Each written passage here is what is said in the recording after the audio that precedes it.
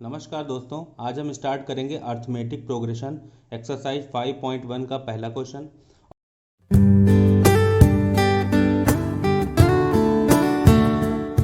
और इसमें कह रहा है कि एक टैक्सी वाला है जो 1 किलोमीटर जाने का यानी गाड़ी स्टार्ट करने का खाली 15 रुपया लेता है। उसके बाद आप जैसे जैसे एक एक किलोमीटर आगे बढ़ते चले जाएंगे 8 रुपया वो पर किलोमीटर चार्ज करेगा। पूछ रहा है क्या ये एपी है। तो चलिए शुरू करते हैं। तो देखिए, पहले किलोमीटर जब वो जाता है तो वो कितना रुपए चार्ज करता है, 15 रुपये करता है। और जब अगले 1 किलोमीटर आप उसको लेके जाएंगे तो 8 रुपये वो बढ़ा देगा, यानी कि 15 में 8 जुड़ जाएगा। 15 और 8 कितना होता है, 23। फिर अगर आप 1 किलोमीटर और आगे गए तो वो फिर 8 रुपया ले लेता है आपसे, यानी कि 23 और 8 कितने होते हैं, 31। और उसके बाद फिर अगर 1 किलोमीटर गए तो फिर वो 8 रुपये ले लेगा, यानी कि कितना हो जाएगा, 39 रुपीज़। अब हमारे पास एक प्रोग्रेशन मिल गया, 25, 23, 31 और 39। अब हमें ये देखना है कि एपी है कि नहीं ये, तो हम लोग इसको चेक करते हैं। तो चेक कैसे करेंगे, देखिए।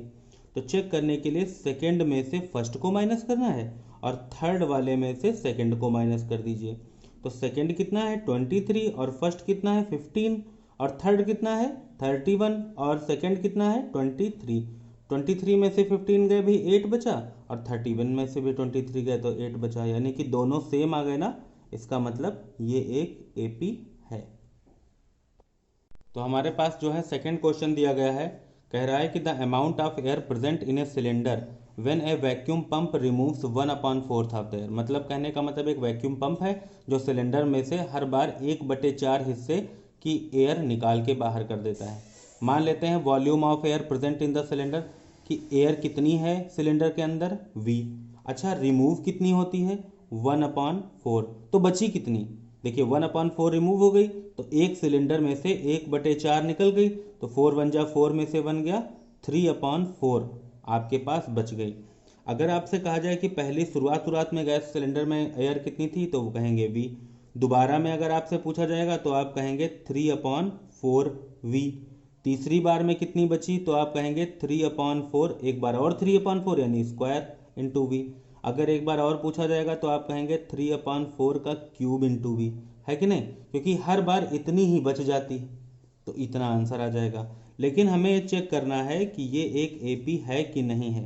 तो चेक करते हैं। चेक करने का तरीका जानते ही हो, सेकंड माइनस फर्स्ट और थर्ड माइनस सेकेंड टर्म। करिए माइनस, सेकेंड टर्म कितना है, 3/4V, माइनस फर्स्ट टर्म कितना है, V। थर्ड टर्म कितना है, 3/4 का स्क्वायर इंटू V, और सेकेंड टर्म कितना है आपके पास, 3/4V। इस तरीके से एलसीएम ले लीजिए। तो यहाँ पे एलसीएम 4 और 1 का कितना आ गया, 4 आ गया। तो यहाँ पर आ जाएगा 3V और 4 1 जा 4V। यहाँ पे देखिए 3 3 जा 9, 4 4 जा 16V हो गया, और यहाँ 3/4V हो गया। एलसीएम ले लीजिए आप, 4 और 16 का एलसीएम होता है 16। यहाँ आ गया 9V, 4 4 जा तो 4 3 जा 12V आ गया। अब देखिए 9 में से 12 जाएगा, कितना बचेगा, -3V/16, है कि नहीं। और यहाँ पर 3 में से 4 गया, क्या बचा, माइनस का 1V/4। क्या दोनों सेम है, नहीं ना, तो इसका मतलब ये एक एपी नहीं है। हमारे पास क्वेश्चन नंबर थर्ड दिया है पहले का। ये कह रहा है कि अगर हमें कुआं खोदना है तो अगर 1 मीटर आप खोदते हैं तो उसका 150 रुपये देना पड़ता है फर्स्ट मीटर के लिए। और उसके बाद अगर 2 मीटर खोदते हैं तो 50 रुपये 150 में बढ़ जाएगा, यानी 200 रुपये में हो जाएगा। 3 मीटर अगर आपको डिग करना है यानी खोदना है, तो कहने का मतलब है कि जो 200 हुए थे उसमें 50 और ऐड कर दीजिए, यानी कि फर्स्ट मीटर के लिए 150 रुपये, और उसके बाद अगर 1 मीटर और खुदवाना है तो 50 रुपये उसमें ऐड कर दीजिए। उसके बाद अगर 1 मीटर और करना है तो उसमें 50 और ऐड कर दीजिए। तो हमारे पास देखो बन के क्या आया, पहले 150, दोबारा में 150 + 50 कितना हो गया, 200, और तीसरी बार में कितना आ गया, 250, कुछ इस तरीके से, है कि नहीं। अब हमें चेक करना है कि ये एक एपी है कि नहीं। तो एपी चेक करने के लिए क्या करना पड़ता है, second minus first, third minus second. Second क्या है आपके पास, 200, फर्स्ट क्या है 150, थर्ड क्या है 250, और सेकंड टर्म क्या है 200। तो देखिए इधर भी 50 बचेगा, इधर भी 50 बचेगा, दोनों सेम आ गए ना, तो इसका मतलब यह एक एपी है। हमारे पास फोर्थ क्वेश्चन दिया गया है और ये कह रहा है कि आपको बैंक में मनी को डिपॉजिट करना है हर साल 10-10 हज़ार रुपये, और इंटरेस्ट आपको कितना मिलेगा 8%। तो कंपाउंड अमाउंट का फार्मूला होता है A = P1 + R/100 P होता है प्रिंसिपल, यानी कि आप कितना रुपए जमा करेंगे। तो 10,000 जमा किया, 1 प्लस रेट कितना है 8/100 और इसकी पावर कितनी 1। अगर आप सेकेंड ईयर में जाते हैं दूसरे साल, तो दूसरे साल के लिए आपका अमाउंट कितना बनकर तैयार हो जाता है, यहाँ पर टाइम की जगह पर 2 लग जाएगा। ठीक, अगर आप तीसरे साल के लिए देखते हैं और आपका अमाउंट देखिए कितना हो जाता है, तो ये तो 10,000 ही रहेगा। यहाँ पर लग जाएगा 1/1 + 8/100 की पावर 3। ठीक है, तो ये हमारे पास 3 कंसेक्यूटिव टर्म्स आ गए। क्या ये एपी है? देखने में ही लग रहा है ये बहुत ज़्यादा होगा, यहाँ पर और ज़्यादा होगा, क्योंकि अगर आप देखें तो 2 का स्क्वायर फिर 2 का क्यूब और 2 समझ लो ये। तो इस तरीके से मैं समझा रहा हूँ, 2 × 2 = 4 और 2 × 2 = 4 × 2 = 8। अब देखिए माइनस करके, तो 4 में से 2 गया 2 बचा, 8 में से 4 गया 4, क्या बराबर है? नहीं ना। तो इसका मतलब है कि ये जो है एपी एक नहीं है। क्यों मैंने इस तरीके समझाया? क्योंकि अगर इसको मल्टीप्लाई करेंगे तो काफ़ी समय लगेगा ना, इस वजह से। तो आप लिख देंगे कि डिफरेंस जो है इनके बीच वो सेम नहीं है, इस वजह से ये एक एपी नहीं है। ये सेकंड का फर्स्ट क्वेश्चन दिया है, हमें एपी के 5 टर्म निकाल के देने हैं। तो 5 टर्म का मतलब क्या है कि पहला टर्म तो ए होता है। अगर हमें दूसरा टर्म निकालना है तो हम आपको एक फार्मूला बताते हैं टी एन का। यहाँ पर फार्मूला होता है a + n - 1 × d। चलिए यहाँ पर 2 रखिए आप, तो 2 रखेंगे तो a प्लस, यहाँ 2 रखेंगे ना, तो 2 में से 1 गया, कितना बचा 1, यानी इतना गया। अगर आपसे हम कहें 3 रखो यहाँ पर, तो a की जगह तो a प्लस n की जगह 3 रखोगे ना, तो 3 में से 1 गया, कितना बचा 2d। गौर करिए जरा, 2 है तो यहाँ पर a + d लिखा है, अगर 3 है तो यहाँ पर a + 2d लिखा है। अगर हम यहीं पर 4 लिख दें तो a + 3d आएगा, एक कम आएगा कि नहीं? इससे तो एक कम ही आएगा। अगर यहाँ 5 रख दें तो a + 4d ही आएगा, है कि नहीं? अब हमें a और d की वैल्यू इनमें पुट करनी है। तो देखिए पहले तो ये 10 हो गया, उसके बाद यहाँ a की वैल्यू 10, d की वैल्यू 10, तो 10 और 10 कितना हो गया 20।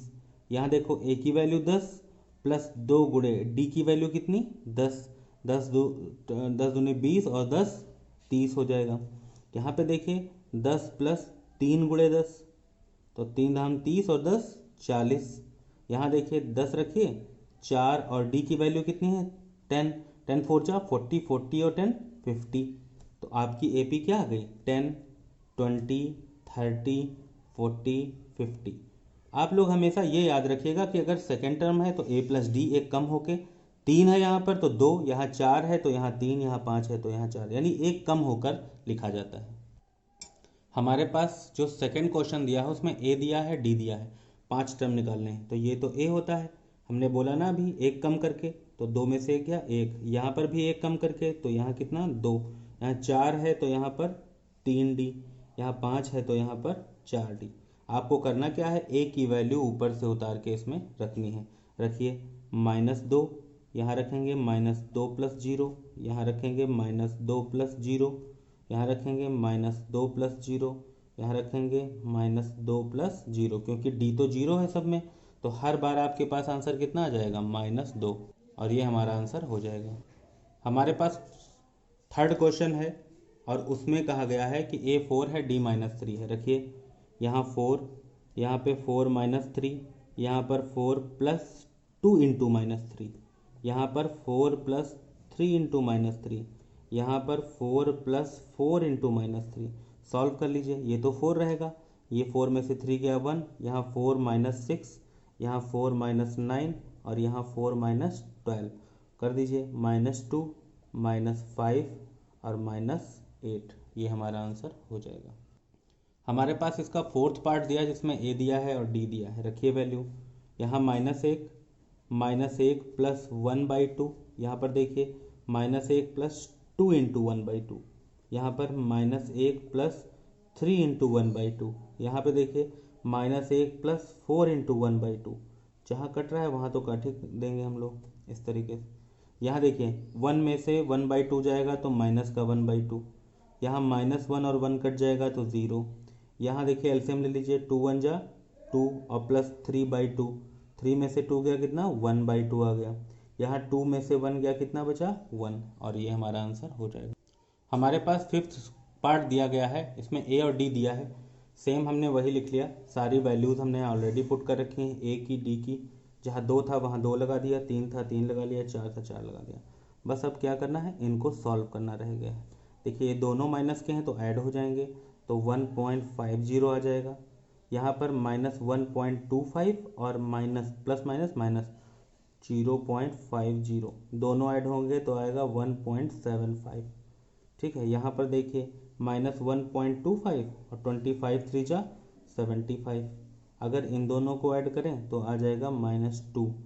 यहाँ पे देखिए -1.25 और यहाँ पर 25 4 जा 100 आ जाता है, यानी कि 1 आ जाता है, और वो भी आएगा काहे का, माइनस का आएगा, -1, यानी कि -2.25, और ये हमारा आंसर हो जाएगा। तो आशा करता हूँ आपको ये वीडियो पसंद आई होगी। कोई सुझाव है तो हमें कमेंट करके ज़रूर बताएं। कृपया चैनल को शेयर ज़रूर करें। धन्यवाद। जय हिंद, जय भारत।